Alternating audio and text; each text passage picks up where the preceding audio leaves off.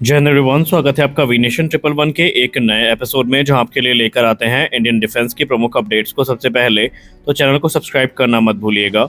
आज के अपनी अपडेट की हम शुरुआत करने वाले हैं भारतीय थल सेना की एक एक्सरसाइज को लेकर आई रिपोर्ट से, जो कि इस समय ईस्टर्न थिएटर में आयोजित की जा रही है, जिसका नाम है एक्सरसाइज प्रचंड प्रहार। और नाम से ही स्पष्ट है कि यहाँ पर भारतीय थल सेना ने अपना प्रहार कितना प्रचंड है ये दुनिया को दिखाया है। यहाँ पर आपको स्मर्च जैसे जो सिस्टम है इनका लाइव फायर देखने को मिलेगा। इसके अलावा दूसरे जो आर्टिलरी कैपेबिलिटीज़ हैं वो सेना की तरफ से प्रदर्शित करी गई हैं। इस प्रकार की एक्सरसाइजेस का मुख्य उद्देश्य होता है अपनी कॉम्बैट रेडीनेस को टेस्ट करना, और साथ ही साथ ये जो एनिमी होते हैं उनको एक स्पष्ट संदेश भी देते हैं कि अगर किसी भी प्रकार का मिस एडवेंचर हुआ तो भारत पूरी तरीके से जवाब देने के लिए तत्पर है। यहाँ पर आपको इंडियन मेड जो डिफेंस सिस्टम है ये भी देखने को मिले हैं, और आने वाले भविष्य में इस प्रकार की जो एक्सरसाइजेज हैं वो हमें और बड़े पैमाने पर आयोजित होती दिखाई पड़ेंगी। जैसा कि कल हमने BEML से जुड़ी एक रिपोर्ट के बारे में आपको बताया, जहां पर उन्होंने जो हाई मोबिलिटी व्हीकल्स हैं इनको लेकर एक एक्सप्रेशन ऑफ इंटरेस्ट इशू किया था। लेकिन इसी बीच भारत के रक्षा मंत्रालय से एक बड़ी रिपोर्ट सामने आई है। आज भारत के रक्षा मंत्रालय की तरफ से एक बड़ा कॉन्ट्रैक्ट साइन किया गया है, और ये कॉन्ट्रैक्ट फोर्स मोटर लिमिटेड और महिंद्रा एंड महिंद्रा लिमिटेड के साथ है, जहां पर तकरीबन 5000 लाइट व्हीकल जो कि इंडियन आर्म फोर्सेस के लिए हैं इनकी खरीद को लेकर ये कॉन्ट्रैक्ट साइन हुआ है। और ये contract by Indian IDDM category के अंतर्गत जो है वो पूरा किया जाएगा।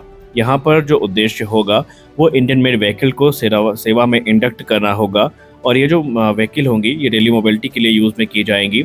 और फोर्स मोटर और महिंद्रा ऑलरेडी इसमें काफ़ी नाम कमा चुके हैं, और आपको पता ही है कि महिंद्रा स्कॉर्पियो ऑलरेडी इस समय भारतीय थल सेना की सर्विस में है, और अब 5000 अतिरिक्त जो गाड़ियां हैं इनका ऑर्डर भारतीय थल सेना के लिए यहाँ पर प्लेस किया गया है। यहाँ पर आपको बता दें कि भारत का रक्षा मंत्रालय इस समय जो बड़ा निर्णय है वो सब आत्मनिर्भर भारत इनिशिएटिव के अंतर्गत ही ले रही है। इस समय भारत का रक्षा मंत्रालय काफी लंबे समय से जो प्रपोजल पेंडिंग में है उनको निपटाने में लगा हुआ है, और आपको दिन प्रतिदिन कुछ बड़े कॉन्ट्रैक्ट्स के बारे में सुनने को मिल रहा है। और इसी क्रम में एक और बड़ी गुड न्यूज आई है जो कि भारत के रक्षा मंत्रालय से है, जहां पर भारत के रक्षा मंत्रालय ने आर्मर्ड व्हीकल निगम लिमिटेड के साथ 1801.34 करोड़ रुपए का जो कॉन्ट्रैक्ट है ये साइन किया है। और इसके अंतर्गत जो नाग मिसाइल सिस्टम है और जो ट्रैक्ड वेरिएंट है anti tank guided missile platform का, इसकी खरीद की जाएगी। नाग मिसाइल को ऑलरेडी जो ट्रायल्स हैं उनसे गुजारा जा चुका है, जहां पर इसने अपनी कैपेबिलिटी को सिद्ध भी किया है, और इस समय इंडियन आर्म फोर्सेस की ये पहली पसंद बन चुकी है। और ऑलरेडी आपने जो रिपब्लिक डे परेड है उस पर भी नेमिस को देखा था, यानी जो नाग मिसाइल कैरियर है और नाग मिसाइल सिस्टम है उसको आपने देखा था। और हम सब काफ़ी लंबे समय से इंतजार कर रहे थे कि भारत के रक्षा मंत्रालय की तरफ से जो कॉन्ट्रैक्ट है वो कब साइन किया जाएगा। तो फाइनली ये कॉन्ट्रैक्ट साइन हो चुका है, और अब बहुत जल्दी इंडियन आर्मी को ये जो नाग मिसाइल कैरियर हैं और नाग मिसाइल सिस्टम है ये मिलने वाले हैं, जिससे उनकी एंटी टैंक वॉरफेयर कैपेबिलिटी काफ़ी ज़्यादा इंक्रीज होने वाली है। हमारी अगली बड़ी अपडेट कावेरी इंजन प्रोग्राम को लेकर आ रही है। एक तरफ जहां जेट इंजन को लेकर काफ़ी उठापटक मची हुई है, और जनरल इलेक्ट्रिक की तरफ से F414 को लेकर कोई भी स्पष्ट कमिटमेंट नहीं करी गई है कि कॉन्ट्रैक्ट कब तक दोनों देशों के बीच फाइनलाइज होगा। तो वहीं कावेरी इंजन को लेकर अब मीडिया रिपोर्ट्स में बताया जा रहा है कि इस समय ये अपने वैलिडेशन ट्रायल के अंतिम चरण से गुजर रहा है, और अभी तक के जो रिजल्ट रहे हैं वो एक्सपेक्टेशन के हिसाब से ही रहे हैं।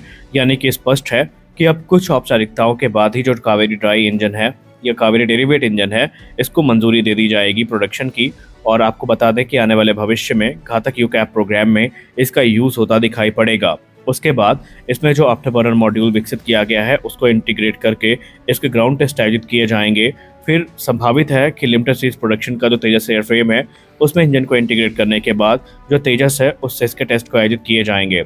आपको बता दें कि मौजूदा जो कावेरी इंजन है ये तेजस के लिए सूटेबल नहीं है, क्योंकि तेजस को कम से कम 84 किलोन्यूटन थ्रस्ट क्लास का इंजन चाहिए, और ये आफ्टर बर्नर मॉड्यूल के बाद से ही तकरीबन 73 से 76 या 77 किलोमीटर का थ्रस्ट जनरेट कर पाएगा, जो कि तेजस की करंट स्पेसिफिकेशन को देखते हुए सफिशिएंट नहीं है।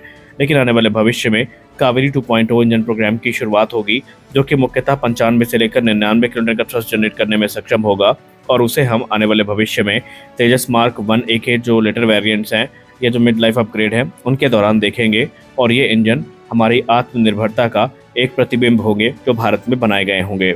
हमारी अगली बड़ी अपडेट रूस से आ रही है। रूस एक के बाद एक अपने जो जेट इंजन और एयरक्राफ्ट ऑफर है इसको लगातार मजबूत करता जा रहा है, और इसी क्रम में रशियन मीडिया में ये स्पष्ट कर दिया गया है कि रूस ने अपने जो इंजन प्रस्ताव है उनको एमका के परिप्रेक्ष्य में काफ़ी ज़्यादा मजबूत किया है, और रशिया ने भारत को ये ऑफर किया है कि अगर भारत रशिया के इंजन को सेलेक्ट करता है, तो जिस प्रकार उन्होंने जो अपने SU-57 फैलन के लिए फ्लैट जो नोजल डिज़ाइन है वो डेवलप करी है, वही जो नोजल डिज़ाइन है वो हमें AMCA इंजन में भी देखने को मिल सकती है।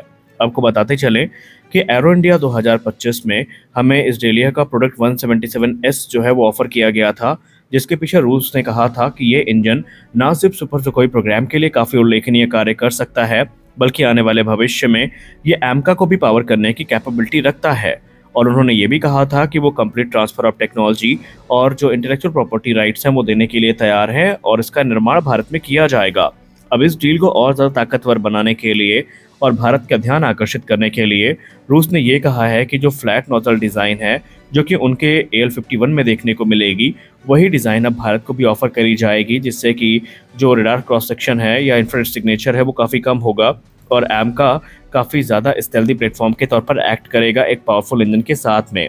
आपको हम बताते चलें कि एक रिपोर्ट पॉजिटिव तो है, लेकिन रशियन मीडिया में ही या इंटरनेशनल मीडिया की बात करें, एक रिपोर्ट ऐसी भी सामने आई थी जहां पर कहा गया था कि ये प्रोग्राम प्रोडक्शन फेज तक तब तक नहीं पहुंच सकता जब तक रशिया को कोई पोटेंशियल बायर मिल नहीं जाता और उसके बाद ही जो इसकी इन फ्लाइट टेस्टिंग है वो शुरू होगी। तो देखना काफ़ी इंटरेस्टिंग होगा कि भारत इस पर कैसे रिएक्ट करता है। निसंदेह रशिया के ऑफर काफ़ी अट्रैक्टिव हैं, लेकिन भारत को बहुत सारे फैक्टर और बहुत सारे हर्डल्स हैं जिनका सामना करना पड़ सकता है। हमने आज दोपहर की वीडियो में भी आपसे यही कहा था कि अगर भारत रशियन प्लेटफॉर्म की तरफ जाता है तो पेमेंट एक बड़ा इशू होगा। उसके बाद भारत के ही पूर्व वायुसेना के अधिकारी ये मानते हैं कि रशिया के साथ डील करना अमेरिका को बिल्कुल नाखुश करने वाली एक एक्टिविटी होगी और अमेरिकी दबाव भारत के ऊपर चरम पर होगा, क्योंकि अमेरिका भी अपने जनरल इलेक्ट्रिक F414 EPE को ऑफर कर रहा है। फ्रांस अपने जो M88 पर आधारित इंजन है 110 किलोटन का वो ऑफर कर रहा है। रोल्स रॉयस का भी ऑफर भारत के सामने है। तो ऐसे में भारत को जो निर्णय है वो काफ़ी सोच समझ के लेना होगा। तो वहीं कुछ एक्सपर्ट प्रोडक्ट 177S की तारीफ करते भी नजर आए हैं, जहां पर उनका कहना है कि ये 5th जन टेक्नोलॉजी से इक्विप है, ज़्यादा एफिशिएंट है, ज़्यादा पावरफुल है और इस कैटेगरी में सबसे ज़्यादा थ्रस्ट भी हमें इसी से मिलेगा। तो देखते हैं आगे चल के भारत का निर्णय क्या होने वाला है। जैसा कि हमने मीडिया रिपोर्ट्स में कल ही आपको बता दिया था कि जनरल इलेक्ट्रिक की तरफ से पहला F404 इंजन डिलीवर किया जा चुका है, तो आज जनरल इलेक्ट्रिक ने ऑफिशियली एक और बड़ी अनाउंसमेंट कर दी है। अभी तक हमने सिर्फ मीडिया के हवाले से ये सुना था कि जनरल इलेक्ट्रिक फाइनेंशियल ईयर 2025-26 में तकरीबन 12 इंजन डिलीवर करेगा। तो ये चीज़ अब जनरल इलेक्ट्रिक की तरफ से खुद भी स्पष्ट की जा चुकी है, जहां पर जनरल इलेक्ट्रिक ने ये कहा है कि पहला इंजन भारत को दिया जा चुका है और अब 2025 में हमें तकरीबन 11 और इंजन मिलने वाले हैं। यानी अमेरिकन डिफेंस जायंट भारत को तकरीबन 11 अतिरिक्त इंजन इसी वर्ष डिलीवर करेगा। यानी ओवरऑल नंबर्स की बात करें तो हमें तकरीबन 12 तेजस मार्क 1A इस वर्ष मिल सकते हैं, इसकी पूरी संभावना है। और हमने आपको दोपहर की न्यूज़ में बताया ही है कि भारत ने जो 7वां तेजस मार्क 1A है उसको रोल आउट कर दिया है, यानी 7 तेजस मार्क 1A बन के तैयार हैं, जहां पर इस समय इंजन का इंतजार किया जा रहा है और उन्हीं नए इंजन के साथ जो भारत को एयरक्राफ्ट है वो डिलीवर किए जाएंगे। तो आज के इस वीडियो में बस इतना ही। आशा करते हैं ये वीडियो आपको अच्छी लगी होगी। वीडियो अच्छी लगी तो वीडियो को लाइक करिए, नए चैनल को सब्सक्राइब करिए। मिलते हैं अगले वीडियो में कुछ और अपडेट्स के साथ, तब तक के लिए जय हिंद।